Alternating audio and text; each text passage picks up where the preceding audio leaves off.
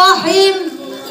Assalamualaikum warahmatullahi wabarakatuh.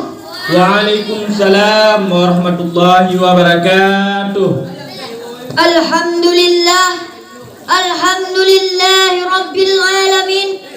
Wassalatu wassalamu ala ashrafil anbiya'i wal mursalin wa ala alihi wa sahbihi ajma'in. Amma ba'du. Segala puji bagi Allah. Dialah Tuhan yang telah membuat hati hambanya terlalu berambisi, di mana hambanya selalu merindukan, mengharapkan cinta kasih sayangnya, sehingga namanya selalu ingin disebut dengan mengucapkan tasbih, tahmid dan tahlil. Subhanallah walhamdulillah wa la ilaha illallah, yang diukirkan dengan lisan yang tiada bertulang, yang selama ini telah lama bersemayam di lubuk hati yang bisu.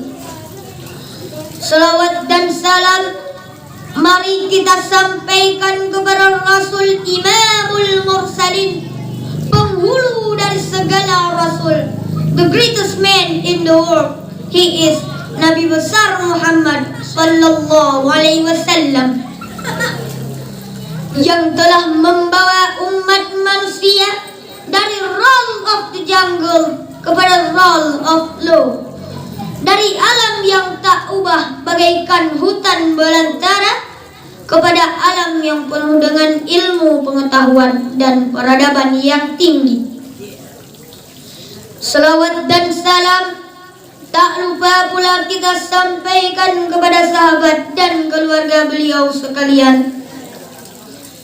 Kata-kata penghormatan saya yang saya muliakan, Abon selaku pimpinan Pondok Pesantren Babul Ulum, yang saya hormati Bapak Dewan Hakim yang sedang menghakimi kami, dan yang saya hormati kaum muslimin dan muslimat yang hadir pada malam yang berbahagia ini. Terima kasih kepada protokol yang telah mencabut nomor undian saya. Tujuan dan maksud hanya untuk mengupaskan satu syarahan pidato yang berjudul Identitas Umat Rasulullah. Hadirin wal hadirat rahimakumullah. Peringatan demi peringatan, Maulid Nabi demi Maulid Nabi, lengkap sudah dengan segala aktivitasnya kita lakukan sebagai ungkapan rasa cinta kita kepada baginda Nabi. Namun yang terpenting dalam peringatan Maulid Nabi tersebut adalah introspeksi, pengenalan terhadap diri kita yang mengaku dirinya sebagai umat Nabi dan mengidamkan kelak bisa mendapat syafaat Nabi. Apakah secara nalar kita memiliki alasan yang tepat untuk mengaku sebagai umat Nabi? Apakah harapan kita akan perolehan syafaat bukan sekedar bualan kosong? Karena keseharian kita tidak berada dalam logika syafaat. Kalau hendak berangkat ke Jakarta ikut rombongan gubernur, tentu akan mendapat perlakuan istimewa. Namanya juga rombongan gubernur. Tapi untuk diakui sebagai rombongan gubernur, kita harus punya bukti atau yang biasa disebut identitas. Begitu pula dengan kita yang mengaku dan memproklamirkan diri kita sebagai umat Nabi. Lalu apa identitasnya?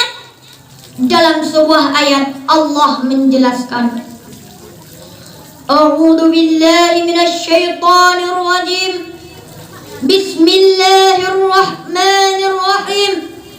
Muhammadur Rasulullah walladzina ma'ahu asyidda'u 'alal kuffar ruhama'u bainahum tarahum ruk'an sujjadan yabtaghu فضلا من الله ورضوانا سيماهم في wujuhihim min athari sujud, yang artinya Muhammad adalah utusan Allah dan orang-orang yang bersama dengan dia keras terhadap orang kafir tetapi berkasih sayang sesama mereka.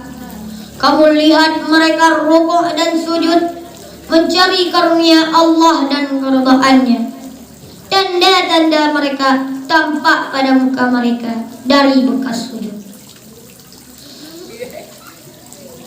Jadi menurut ayat tersebut identitas umat Rasulullah ada 5. Yang pertama, keras terhadap orang kafir. Keras di sini tentu bukan berarti marahan, ngajak berkelahi atau menantang perang. Tetapi keras yang dimaksud adalah mempunyai prinsip atau garis yang jelas dalam beragama.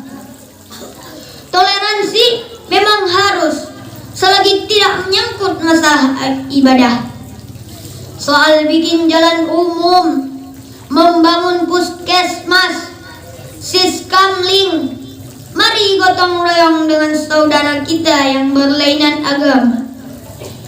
Tapi kalau sudah menyangkut masalah akidah, kita kembali pada prinsip.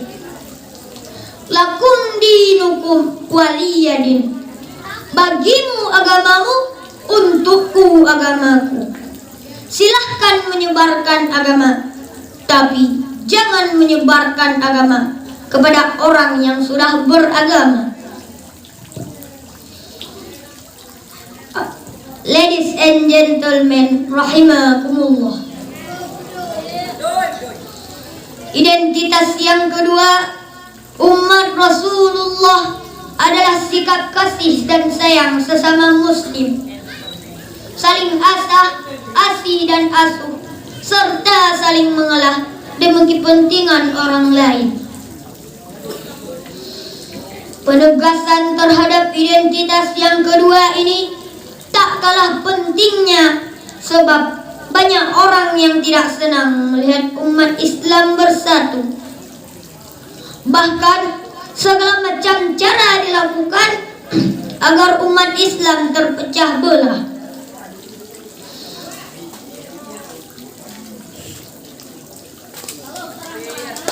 Kalau terang-terangan menghantam Islam, jelas mereka tidak berani, karena sebodoh-bodohnya umat Islam, dia masih bisa berkata, "Mas, gua emang kagak sembahyang, tapi kalau agama gua lo hina, gua bacok lo."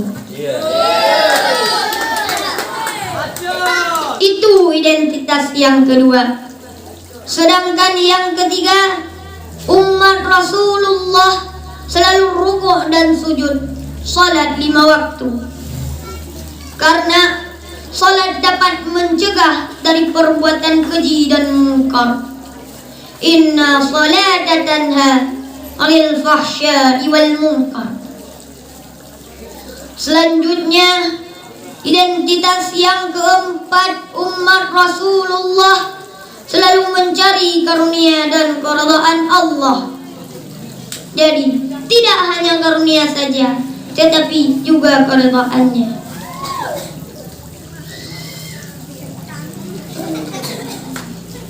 Dan identitas yang terakhir umat Rasulullah ada bekas sujud di wajahnya. Di akhirat nanti tidak perlu berteriak, "Ya Rasulullah, saya umatmu." Itu tidak perlu. Tapi wajah yang berseri menjadi bukti bahwa kita umat Nabi. Ma'asyiral muslimin wal muslimat rahimakumullah. Dari syarahan saya tadi, mari kita ambil kesimpulan bahwa identitas umat Rasulullah ada 5. Keras terhadap orang kafir, tetapi berkasih sayang dengan sesama. Selalu rukuk dan sujud, mencari karunia Allah dan keridhaannya, dan wajahnya selalu berseri-seri. Hanya inilah yang dapat saya sampaikan. Lebih dan kurang saya mohon maaf. Saya akhiri. Hadanallahu wa iyyakum ajma'in. Assalamualaikum warahmatullahi wabarakatuh. Assalamualaikum. Waalaikumsalam warahmatullahi wabarakatuh.